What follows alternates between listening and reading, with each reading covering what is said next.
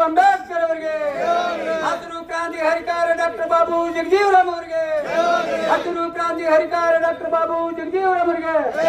ಬಂಧುಗಳೇ, ಈಗ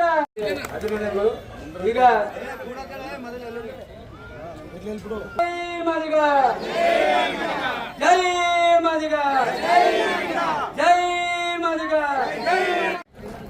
ಅಥವಾ ಯಾರು ವೀಕ್ ಆಗಿರ್ತಾರ ತಂದೆ ತಾಯಿಗಳು ಆ ಮಕ್ಕಳಿಗೆ ಹೆಚ್ಚಾದಂತ ಆದ್ಯತೆ ಕೊಡ್ತಾರೆ. ಹೌದಲ್ರಿ ಅಕ್ಕ? ನಿಮ್ಮ ಮಕ್ಕಳಿಗೆ ಆರಾಮ್ ಇರ್ಲಿಲ್ಲಪ್ಪ, 4 ಮಕ್ಕಳದಾಗ ಅಂದ್ರೆ 3 ಮಕ್ಕಳು ಚಲೋ ಆಯ್ತು ಅಂದ್ರೆ ಒಂದು ಮಕ್ಕಳು ಆರಾಮ್ ಇರ್ಲಿಲ್ಲ ಅಂದ್ರೆ ಆ ಮಕ್ಕಳಿಗೆ ಸ್ವಲ್ಪ ಹೆಚ್ಚಿಗೆ ಆರೈಕೆ ಮಾಡ್ತೀರಿ. ಇದೇ ಒಳ ಮೀಸಲಾತಿ. ಯಾಕಪ್ಪ ಅಂದ್ರೆ ನಮ್ಮ ಒಂದು ಸ್ಥಿತಿ ಏನಾಗ್ಯದಪ್ಪ ಅಂದ್ರೆ ಆರ್ಥಿಕವಾಗಿ, ಶೈಕ್ಷಣಿಕವಾಗಿ, ರಾಜಕೀಯವಾಗಿ ಬಲಹೀನರಾಗಿದ್ದೀವಿ, ವೀಕ್ ಆಗಿದ್ದೀವಿ, ರೋಗಗ್ರಸ್ತ ಆಗಿದ್ದೀವಿ.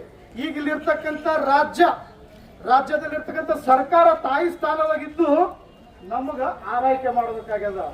ಇದು ಅವ್ರ ಮನೇಲಿಂದ ಮಾಡ್ತಕ್ಕಂಥದ್ದಲ್ಲ, ಬಾಬಾ ಸಾಹೇಬ್ರ ಅಂಬೇಡ್ಕರ್ ಅವರು ನಮಗೆ ಕೊಟ್ಟಿರ್ತಕ್ಕಂಥ ಅಧಿಕಾರ ಮತ್ತು ಸುಪ್ರೀಂ ಕೋರ್ಟಿನ ಆದೇಶದ ಮುಖಾಂತರ ಮಾಡಬೇಕಾಗ್ಯದ. ಇಲ್ಲಿ ನಾವು ಯಾರಿಗಾದ್ರೂ ಯಪ್ಪ ನಿಮ್ ಮನೆಗೆ ಬಂದಿವಿ, ಪದ್ಧತಿ ಕೊಡ್ರಿ, ಚಂದ ಕೊಡ್ರಿ, ನಮ್ಗೆ ಹಕ್ಕು ಕೊಡ್ರಿ ಅಂತ ಕೇಳಕ್ ಬಂದಿಲ್ಲ, ಬೇಡ್ಕೋಕ್ ಬಂದಿಲ್ಲ. ಇಲ್ಲಿ ನಾವು ನಮ್ಮ ಅಧಿಕಾರ ಕೊಡ್ರಿ. ಇವತ್ತು ನನ್ನ ಮಕ್ಕಳು SSLC ಮಾಡ್ತಾ ಇದಾರೆ, ಮುಂದೆ ಡಿಗ್ರಿ ಮಾಡ್ಬೇಕು, ಅವ್ರಿಗೆ ನೌಕರಿ ಆಗ್ಬೇಕಾದ್ರು ಇವತ್ತು ನೀವು ನಮ್ಮ ಅಧಿಕಾರ ಕೊಡ್ಬೇಕು. ನಮಗೆ ಈ ಒಳ ಮೀಸಲಾತಿ ಜಾರಿ ಮಾಡಬೇಕು.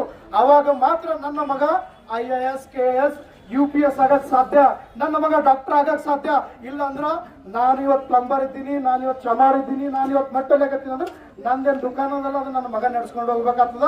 ಇನ್ನು ಇವತ್ತು 35 ವರ್ಷದಲ್ಲ, ಇನ್ನ 35 ವರ್ಷನೂ ಇದೆ.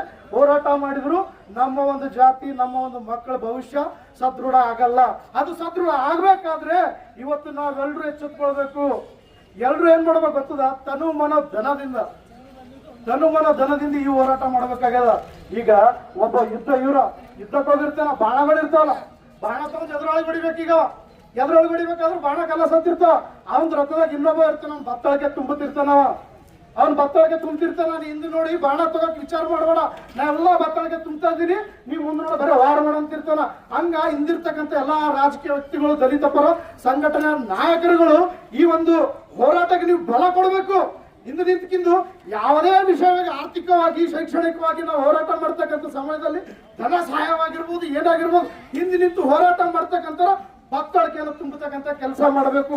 ಅವಾಗ ಮಾತ್ರ ಈ ಹೋರಾಟ ಕ್ರಾಂತಿಕಾರಿಯಾಗಕ್ಕೆ ಸಾಧ್ಯ ಅದ. ಇವತ್ತೆಷ್ಟೋ ಜನರಿಗೆ ಆ ಒಂದು ಬೆಂಬಲ ಸಿಗಲಾರದ ಕಾರಣಕ್ಕ ಅವ್ರೆಲ್ಲೆಲ್ಲೋ ಚಿಗುರ್ತಕ್ಕಂಥ ವ್ಯಕ್ತಿಗಳು ಮುರಿದು ಬೀಳ್ತಕ್ಕಂಥ ವಿಷಯ ಆಗ್ತದ. ಆದ್ರಿಂದ ಹೇಳಕ್ ಏನಾದ್ರು ಇಷ್ಟಪಡ್ತೀನಪ್ಪ ಅಂದ್ರೆ ಈ ಒಳ ಮೀಸಲಾತಿ ಜಾರಿ ಆಗಬೇಕು ಅಂದ್ರೆ ಇವತ್ತಿರ್ತಕ್ಕಂಥ ಸರ್ಕಾರ ಬದುಕಿರ್ತಕ್ಕಂಥದ್ದಾಗಿರ್ಬೇಕು.